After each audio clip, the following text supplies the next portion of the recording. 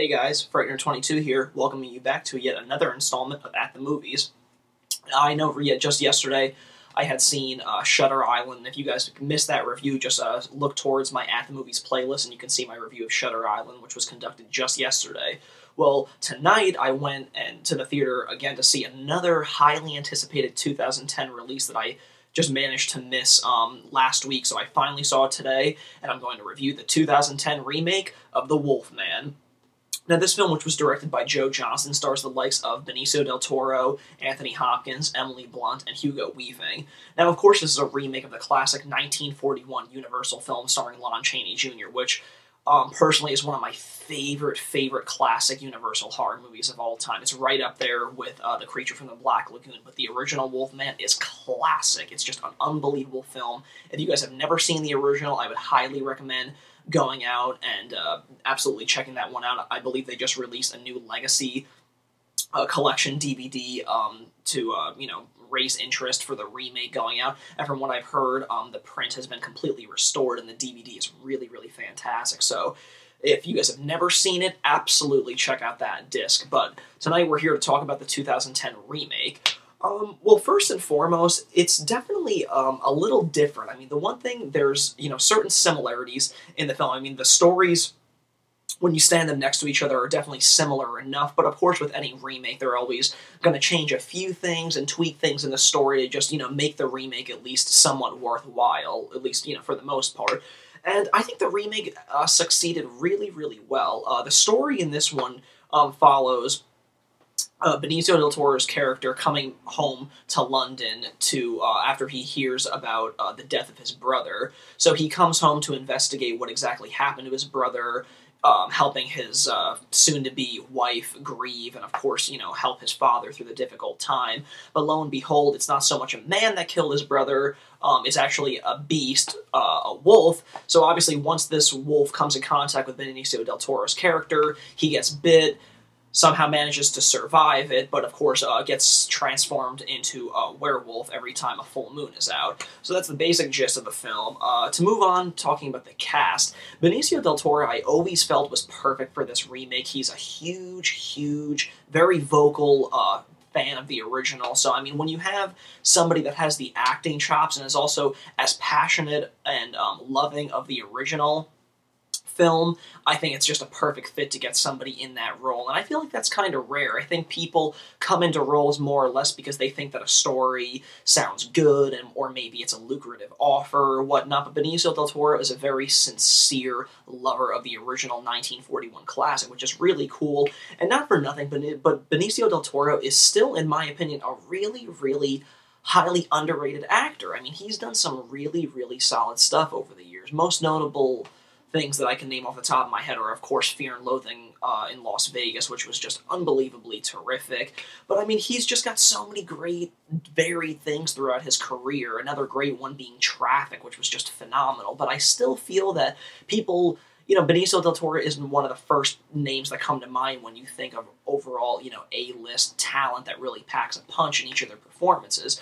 But in this film, I think Benicio did a really solid job. He's got these eyes, man. I know I was talking yesterday in my Shutter Island review about DiCaprio's eyes and how haunting they looked in that film, but I'm going to say the exact same thing about Del Toro. I think in any performance in a film, the eyes are very important. You need to see so much emotion and drama and just a lot of the character, the gears that are moving that character is in the eyes, and Benicio del Toro has those eyes, and he's just really stunning. You see, drama, and you see, just a really hard, intimidating glare in his eyes throughout this entire performance. So I absolutely, respect him and admire him in this role. I thought he was really spot on and a suitable, replacement for Lon Chaney Jr.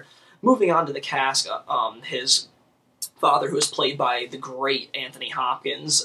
It certainly wasn't one of Anthony Hopkins' best roles, but, I mean, of course, he is a guy that has a career that can, go on for pages, and everybody knows that he is such a phenomenal actor. So, for what they gave him, I mean, he did the best that he could for what, was given to him. So, overall, he did pretty good.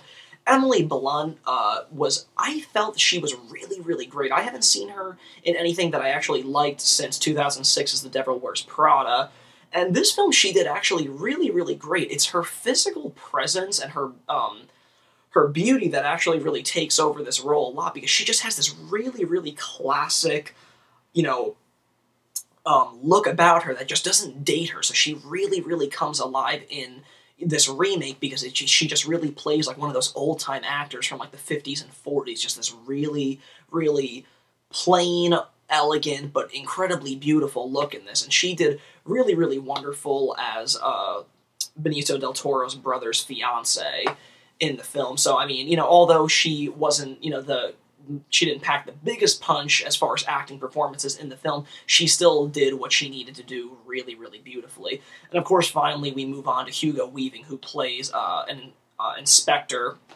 rummaging through the community trying to get to the bottom of these murders. And he was okay. I mean, like, you know, he was what he was. Again, he was just, you know, he did what he had to do in the film, but, you know, again, nothing really groundbreaking about it.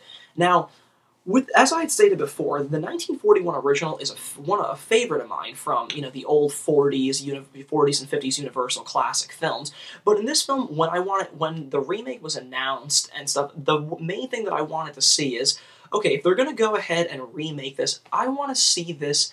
I want carnage to unfold in this. I want this to be violent, and I don't want them to feel strapped down by, you know, I just didn't want the filmmakers to be strapped down by anything and, you know, back themselves into a corner in any way whatsoever. I mean, the 1941 film certainly had, you know, its, you know, stipulations considering the time period, and they probably weren't sure or, you know, how far they could really push the envelope if in fact they wanted to. And in the 2010 remake, I really wanted this to be a bloody, violent mess. Thank God I walked into it knowing that this film had got a hard R rating, and of course, seeing this film finally unfold, the violence does not let go. I mean, it is one bloody, violent carnage fest for, you know, eyes to be seen. It's really, really, really phenomenal. I really enjoyed it a lot just for that reason, because that's exactly what I want. If you're going to remake it, don't make this a subtle, you know, little horror movie. Bring the blood, bring it on. If you're gonna go for R, I want to see that R in fucking blood-soaked red on the screen, and that's exactly what you get. You get decapitations, you get claws across the face, you get the fucking Wolfman checking people like a goddamn linebacker. It's really fucking awesome.